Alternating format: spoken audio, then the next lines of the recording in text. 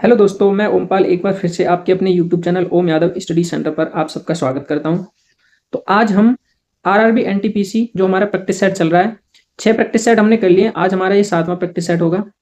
तो आपका एग्जाम बहुत ही नज़दीक है। डेट तो फिक्स हो गई है, 7 से स्टार्ट होने वाले हैं, लेकिन आपकी सिटी भी शो होने लग गई है। आप अपना रोल नंबर ऑफिशियल साइट पे जाके रोल नंबर डाल के चेक कर सकते हैं कि आपका सेंटर किस सिटी में है और कौन सी डेट को है। इस सेशन में आप लास्ट तक बने रहेंगे क्योंकि इसमें बहुत ही इंपॉर्टेंट मैं क्वेश्चन कराने वाला हूं, तो आपको सही से समझना है उनको। ठीक है, तो वीडियो के अंत तक बने रहना है आपको। और यदि आप हमारे चैनल पर नए हैं तो चैनल को सब्सक्राइब करें और बेल आइकन प्रेस करें, जिससे कि आने वाली वीडियो की नोटिफिकेशन आपके पास सबसे पहले पहुंच सके। तो आइए स्टार्ट करते हैं। आज का हमारा पहला क्वेश्चन, ज्यादा लॉन्ग वीडियो नहीं बनाएंगे, इस वजह से मैं 20 क्वेश्चन कराता हूं कि ज्यादा लंबी वीडियो ना हो और आपको। ठीक है, तो चलिए स्टार्ट करते हैं।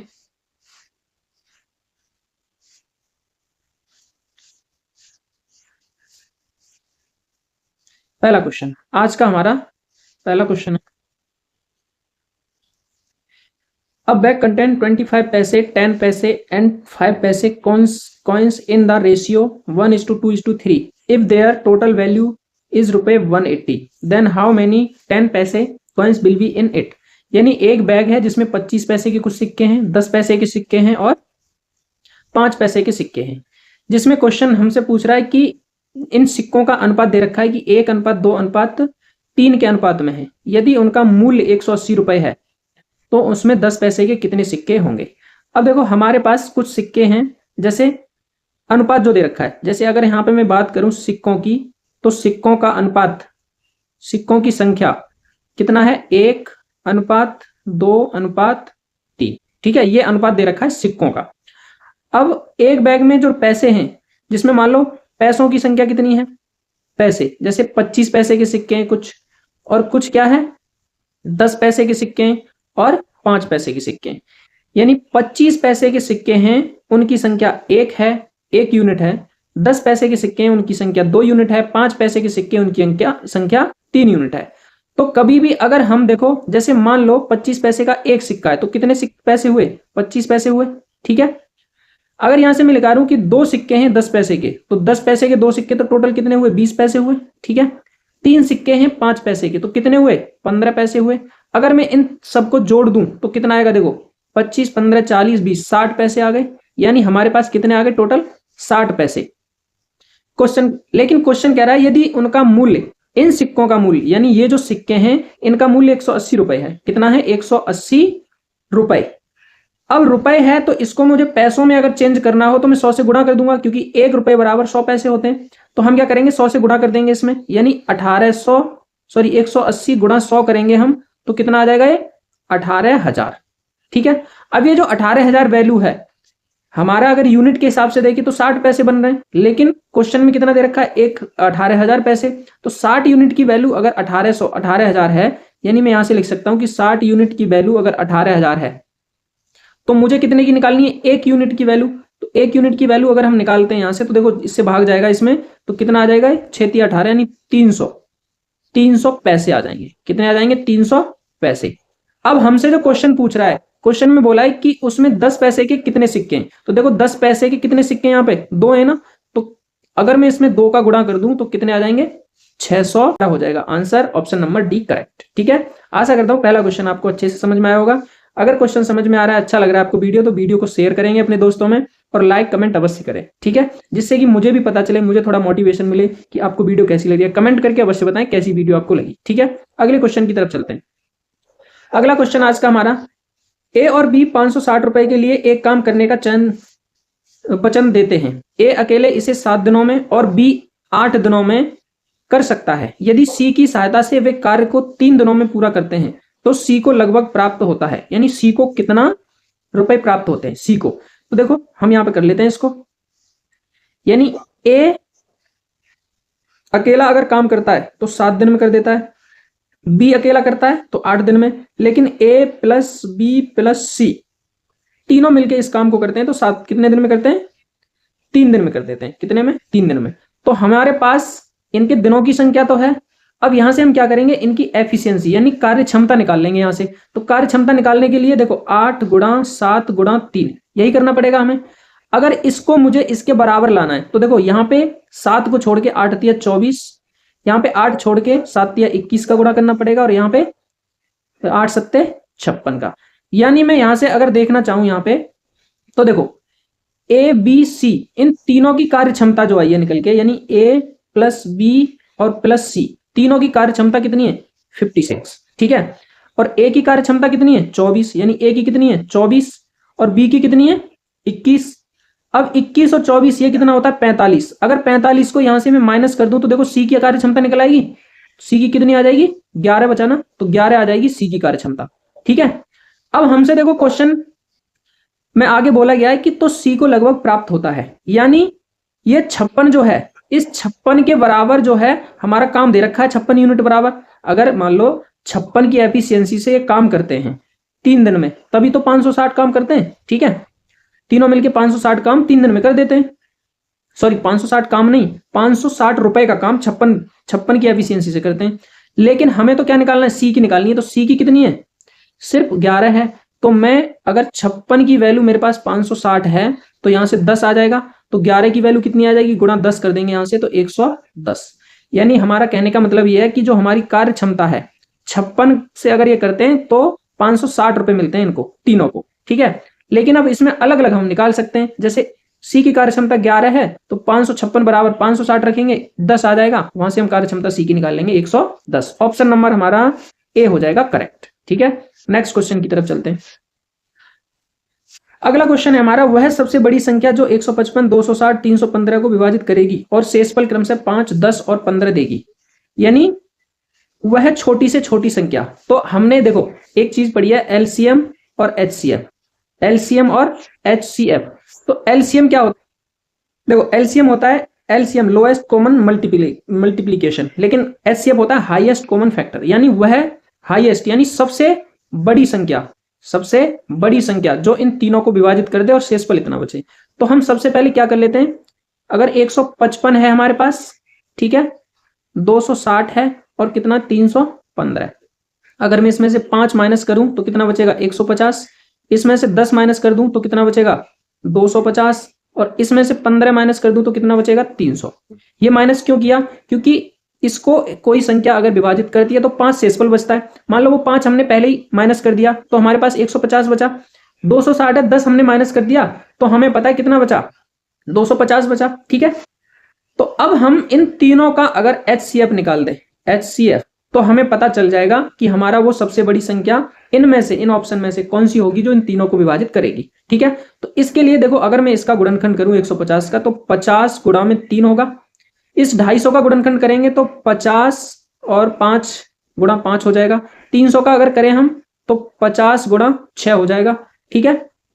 अब देखो एचसीएफ का मतलब होता है कॉमन फैक्टर, तो देखो 50 50 50 तीनों में 50 मिल रहा है, यहाँ 3 है 5 है 6 तो इनमें से तो कोई नहीं मिल रहा, तो हमारा आंसर क्या हो जाएगा 50। यानी 50 एक ऐसी संख्या है जिससे हम तीनों में भाग देंगे तो शेषफल कितना बचेगा, पहली में 5, 10 और 15। आशा करता हूं क्वेश्चन समझ में आया होगा। अगले क्वेश्चन की तरफ, किसी राशि पर 2 वर्ष के लिए 10% प्रति वर्ष की दर से साधारण ब्याज 500 रुपए है, समान राशि पर समान दर पर समान समय के लिए चक्रवृद्धि ब्याज है। अब देखो इसमें कुछ है तो नहीं, आसान क्वेश्चन है, बस ये है कि पहले हमें कॉन्सेप्ट क्लियर होना चाहिए। हम मान के चलते हैं हमारे पास एक्स राशि है और हमें पता है कि सिंपल इंटरेस्ट के लिए अगर फॉर्मूला होता है तो PRT/100, यानी PR का मान कितना है 10, R और T का मान कितना है 2 और बट्टे में 100, ये बराबर किसके है, ये ब्याज कितना है साधारण ब्याज 500, तो ये 500 के बराबर हो जाएगा। देखो 10 से ये 50 बार कट जाएगा, 2 से ये 25 बार कट जाएगा, यहां से गुणा करेंगे हम तो x का मान आ जाएगा कितना 2500, यानी हमारे पास जो मूलधन है वो कितना आ गया 2500। अब देखो मूलधन निकल आया, दर है, ब्याज है और वर्ष का हमें पता है ये 2 वर्ष है, टाइम भी है, रेट भी है, तो हम चक्रवृद्धि ब्याज निकाल देंगे। तो क्या करेंगे, इसका हमें क्या निकालना होता है, फॉर्मूला क्या होता है हमारे पास P1 + R/100 अब की पावर n यही होता है, तो हम डायरेक्ट लिख देंगे 2500 गुणा में देखो 1 यानी 1 + R, R का मान कितना है 10 और 10% को मैं क्या लिख सकता हूँ 1/10, यानी 11, 10 एकम 10, ये 11/10 हो जाएगा, 2 वर्ष है तो यहाँ 11/10, 2 जीरो से 2 जीरो कैंसिल, ये हो जाएगा 121 गुणा में 25, 25 से गुणा करो, 25 एकम 25 दूनी 50, 52, 25 और 5 30, यानी 3025 आ गया ये। लेकिन 2500 तो हमारे पास मूलधन ही है, तो हमें तो ब्याज पूछ रहा है ना, सिर्फ कंपाउंड इंटरेस्ट पूछ रहा है, ठीक है। CI निकालना है हमें, तो CI कितना हो जाएगा 5, 2 और 5 यानी 525 क्या हो जाएगा हमारा क्वेश्चन का आंसर हो जाएगा। चलते हैं अगले क्वेश्चन की तरफ। अगला क्वेश्चन हमारा, the smallest 5 digit number that leaves a remainder of 6 when divided by 7 is, यानी ये हिंदी में टाइप नहीं हुआ है। तो हमारा क्वेश्चन है कि 5 डिजिट की सबसे छोटी संख्या जिसको हम 7 से भाग करें तो रिमाइंडर कितना आना चाहिए 6। तो 5 डिजिट की सबसे पहले छोटी संख्या अगर हम लिखें तो कितनी होगी 10,000। अगर 10,000 को मैं 7 से भाग करूं तो रिमाइंडर मेरा कितना आना चाहिए 6। देखो 7 एकम 7, 3 बचा 0, 7 चौके 28, कितना बचेगा 2 बचा, फिर से 0 उतार लो, 7 दूनी 14, अब कितना बचेगा 6। अब यहां पे मुझे क्या ऐसा रखना चाहिए जो मेरा रिमाइंडर कितना आए 6, ठीक है। तो देखो यहां पे अगर मैं 2 यहां पर रख के देखो, एक अगर मैं रख के देखूं तो 7 अट्ठे 56, यानी ये तो 56 बार तो जाना ही है, ठीक है। अगर मैं एक रख के देखूं तो 5 बचेगा, अगर मैं 2 रखूं यहां पे तो देखो कितना बचेगा 6, तो यही हमारा क्या आ जाएगा आंसर, यानी यहां पे आ जाएगा 2, तो ए 10,002 हमारा आंसर हो जाएगा करेक्ट। अगले क्वेश्चन की तरफ चलते हैं। नेक्स्ट क्वेश्चन हमारा, एक बेलन की ऊंचाई 14 सेंटीमीटर और वक्र पृष्ठीय क्षेत्रफल 528 सेंटीमीटर स्क्वायर है। बेलन का आयतन है, बेलन का आयतन है, यानी बेलन का आयतन हमसे पूछा है। तो हमें जो दे रखा है एक सिलेंडर है जिसमें हाइट दे रखी है कितनी 14 सेंटीमीटर, सिर्फ इतना ही दे रखा है। अगर हम बेलन का वक्र पृष्ठीय क्षेत्रफल निकालें जो कि दे रखा है, यानी CSA कितना दे रखा है 528 सेंटीमीटर स्क्वायर। तो ये 528 सेंटीमीटर स्क्वायर अगर हम देखिए इसका CSA कितना होता है तो 2πRH, बेलन का वक्र पृष्ठीय क्षेत्रफल बराबर 528 होता है। या मान रख दो 2 × 22/7 × R × H का मान 14 रख दो बराबर 528।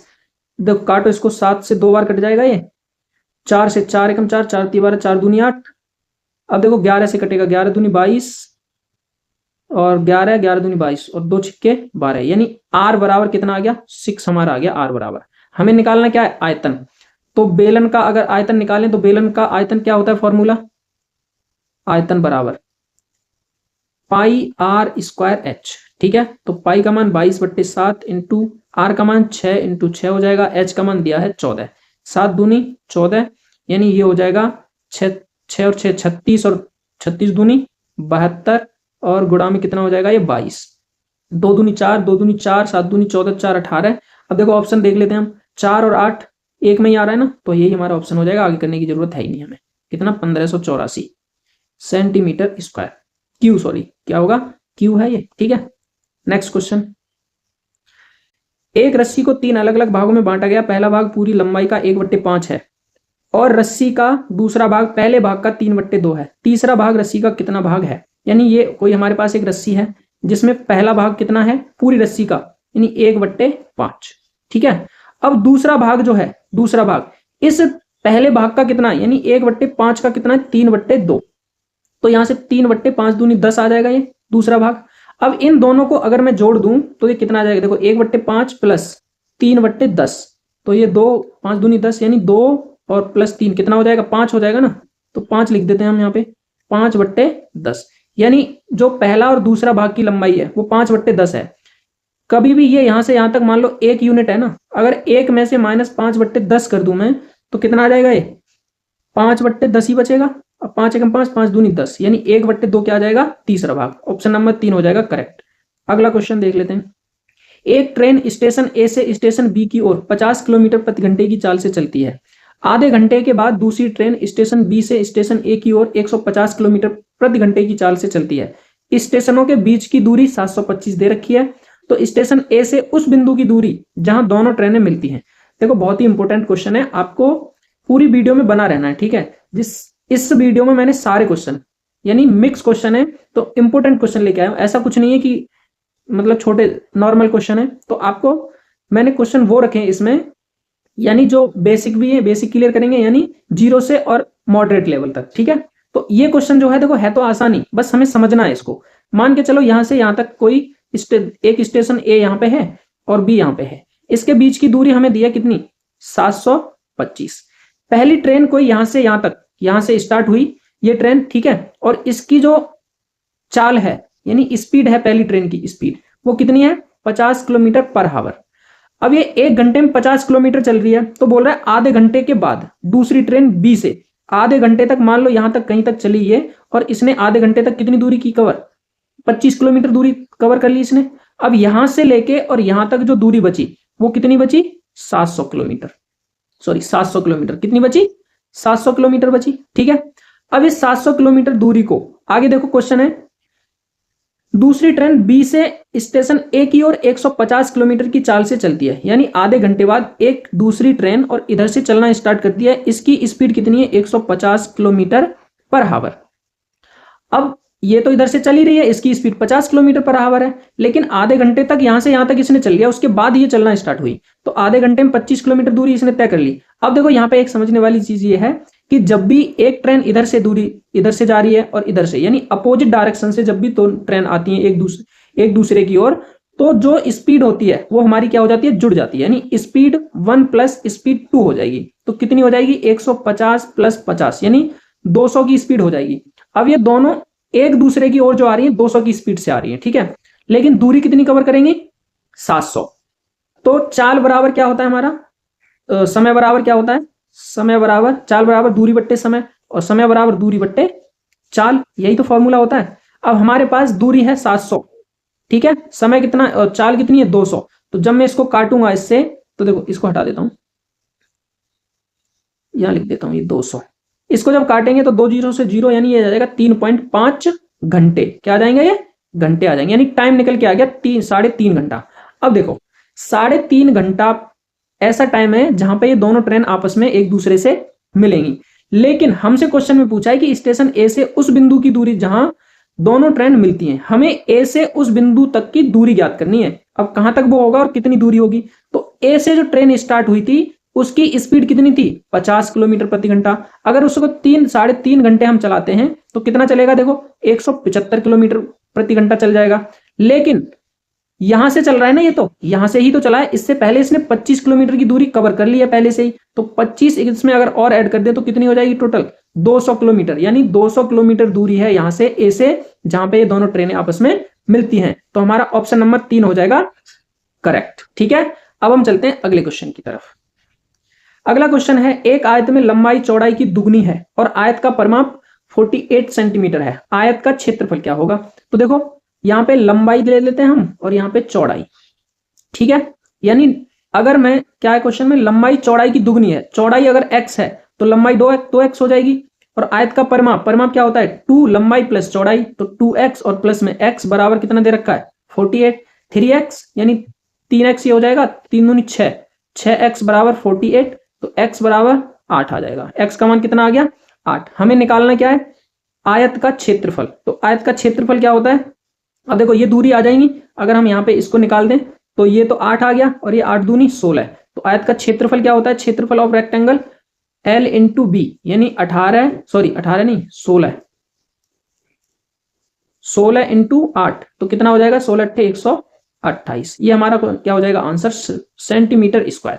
ठीक है, अगला क्वेश्चन देख लेते हैं। आसान क्वेश्चन ही होते हैं सारे, बस क्या होता है जब हम क्वेश्चन पेपर में जब बैठते हैं ना तो हमारा माइंड ही नहीं चलता है। अब देखो ये क्वेश्चन है, जैसे बहुत ही आसान क्वेश्चन है, बट इसमें कॉन्सेप्ट हमारा अगर क्लियर है तो हम इस क्वेश्चन को कर सकते हैं बहुत ही आसानी से। क्वेश्चन क्या है देखो, 5 sine 14 degree sec 76 degree plus 3 cot, एक मिनट, हम क्या करते हैं प्लस 3 कॉट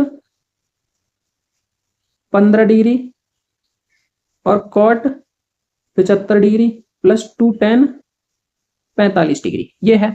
अब इसको हमें करना है, तो देखो ये 5 है, ठीक, साइन 14 और सेक 76। अगर मैं यहाँ पे साइन तो 14 ही रहने देता हूं, सेक को चेंज कर लूं, सेक 90 माइनस 14, तो सेक 90 माइनस 14 किसके बराबर होता है, साइन 14 के होता है, किसके बराबर होता है, कुसेक के होता है, किसके होता है, कुसेक 14, इसके बराबर हो जाएगा, प्लस 3 ये कॉट 15 और इसको मैं भी कर लूं कॉट 90 माइनस 15, ठीक है, इसको हटा देता हूं, और यहां से क्या है फिर प्लस 2 45, 2 tan 45, ये हो जाएगा। यहां से देखो 5 साइन 14, ये साइन 14 ही रहेगा। सेक 90 माइनस ये कुसेक होता है, और कुसेक का अगर 1/, देखो कुसेक 14 यानी कुसेक थीटा बराबर होता है 1/, साइन थीटा। तो इसको मैं डायरेक्ट लिखूंगा 1/, साइन 14 प्लस 3 कॉट 15, और ये हो जाएगा 10, और 10 का उल्टा अगर हम करते हैं तो 1/, कॉट 15। इसको चेंज किया क्यों? क्योंकि यहाँ पे 75 है, यहाँ 15 है, तो पहले तो हमें 15 बनाना पड़ेगा, उसके बाद कटेगा ये, ठीक है। प्लस 2, 10 45 का मान होता है 1, ठीक है। इससे ये कैंसिल हो जाएगा, इससे ये कैंसिल, क्या बचा 5 प्लस 3 प्लस 2, 5 और 3 8 और 2 10, आंसर आ जाएगा हमारे इस क्वेश्चन का 10। अब देखो एक त्रिभुज के कोण 2x 3x minus 8 5x minus 12 है, त्रिभुज का सबसे बड़ा कोण। तो त्रिभुज के तीनों कोणों का योग कितना होता है 180। अगर इन तीनों कोणों को हम जोड़ दें यानी 2x plus 3x minus 8 plus 5x minus 12 equal to 180 हो जाएगा। इनको अगर हम जोड़ते हैं तो देखो 2x 3x 5x, ये 10x बराबर, और माइनस के 12 और माइनस के 8, तो माइनस के 20 हो जाएंगे। अगर इस माइनस के 20 को मैं इधर लेके जाऊं तो कितना आ जाएगा, इधर मैं डायरेक्ट इसको इधर कर देता हूं, बराबर कितना आ जाएगा 180 और प्लस में 20, यानी x बराबर कितना आ जाएगा 200 और बट्टे में 10, तो x का मान कितना आ गया 20। अब सबसे छोटा पूछा है हमसे, क्या पूछा है सबसे छोटा, तो देखो ये 2x यानी 20 दूनी 40 हो जाएगा, ये 20 दिया 60 में से 8 जाएगा, 60 में से 8 तो 52 बचेगा। इसको देखो 20 पंजे 100, 100 में से 12 जाएगा तो कितना बचेगा 88।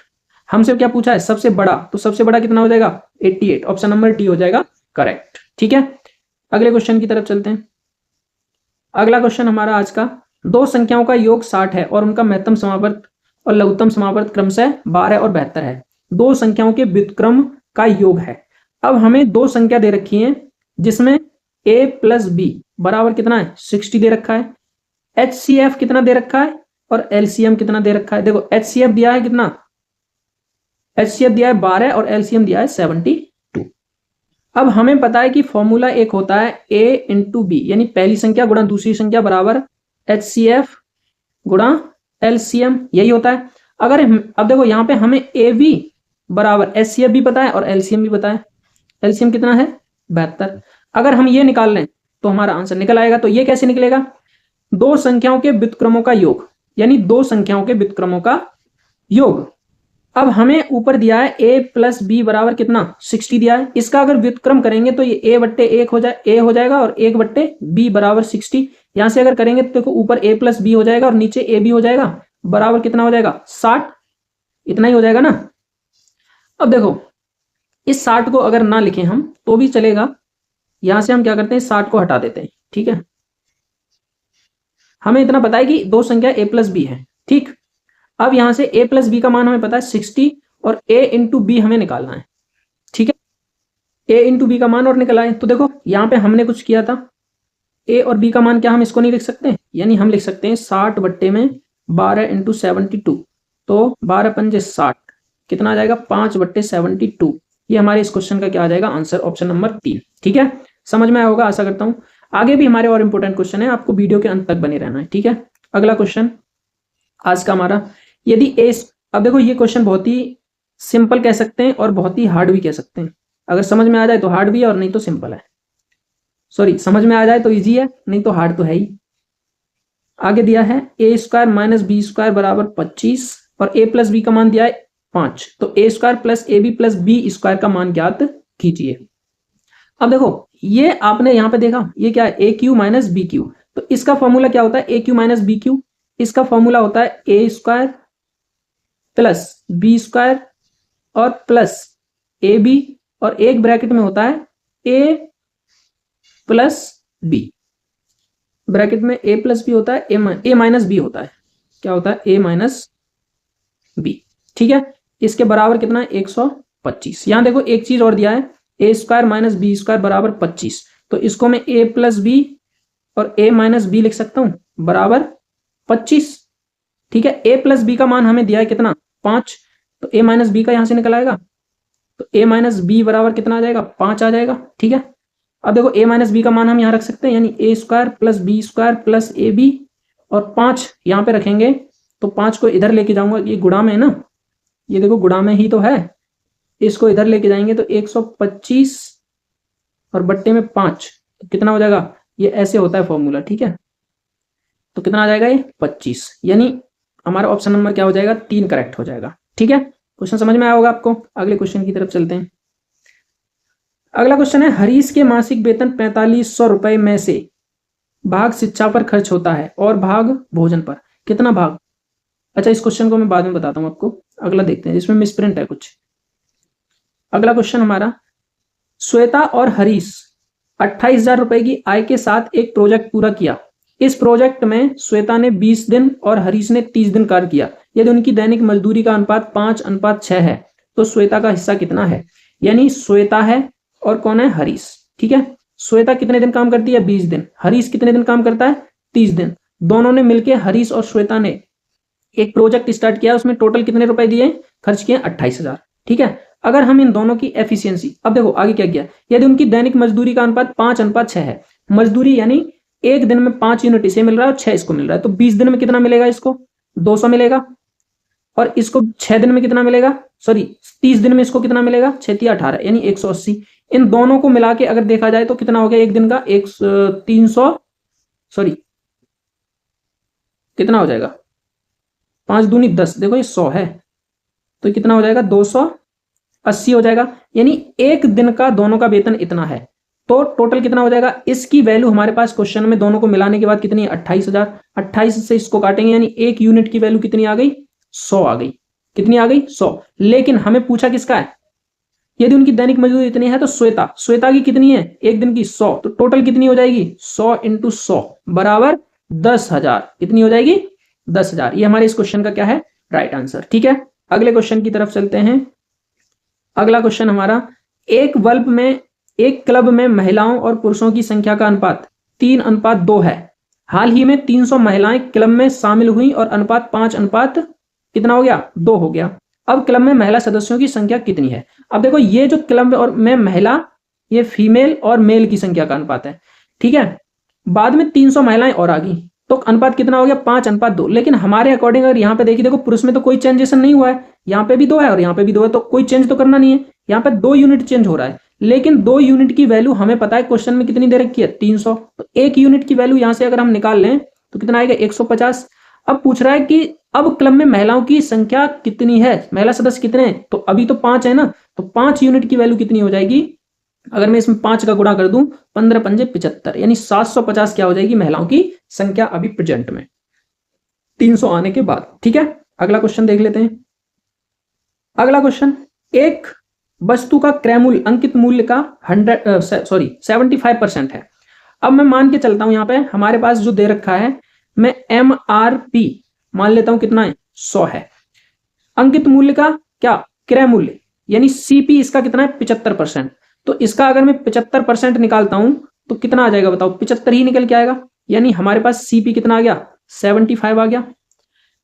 यदि 15% की छूट दी जाती है तो लाभ हानि प्रतिशत का कितना है। अब 15% की छूट तो इसी पे दी जाएगी, अगर मान लो इस पे 15% की छूट और दे दे, यानी 100 पे 15% की छूट, तो 85 हो जाएगा। अब 85 तो 85 आ जाएगा, तो कितना आ जाएगा ये 85।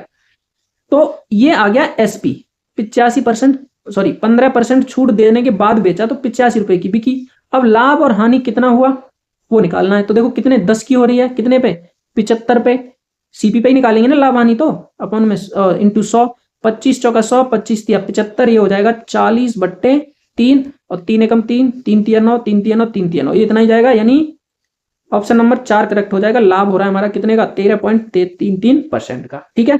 अगला क्वेश्चन देख लेते हैं आज का। त्रिभुज ABC में BD लंब है, ये क्या है, लंब है AC। EBC पर एक बिंदु इस प्रकार है कि कोण BEA बराबर x डिग्री, यदि कोण EAC बराबर 46 डिग्री है और कोण EBD बराबर 60, तो x का मान ज्ञात कीजिए। तो कर लेते हैं, सबसे पहले एक त्रिभुज ले लेते हैं हम, त्रिभुज एक बना लेते हैं हम। सबसे पहले मान लो मैंने ये त्रिभुज बना लिया एक, ठीक, जिसका नाम हम दे देते हैं A, ये A है, B और ये C, जिसमें BD लंब है AC पर, तो AC तो ये है, तो इस पे एक लंब भी डाल देते हैं हम। अगर हम लंब डालेंगे इस पे तो देखो ये लंब पड़ जाएगा यहां से यहां तक, और जब हम किसी पे लंब डालते हैं तो लंब हमेशा कितने का एंगल बनाता है? हमेशा 90 का एंगल। कितने का? 90 का। तो यहां पे भी ये 90 का ही बनेगा। ठीक है, अब आगे क्वेश्चन में दिया है कि बिंदु कोण ई बी सी पर एक बिंदु है। तो बी सी ये है। अब बी सी पर कोई बिंदु मान लो यहां पे है ई। ठीक है, यहां ई मान लेते हैं।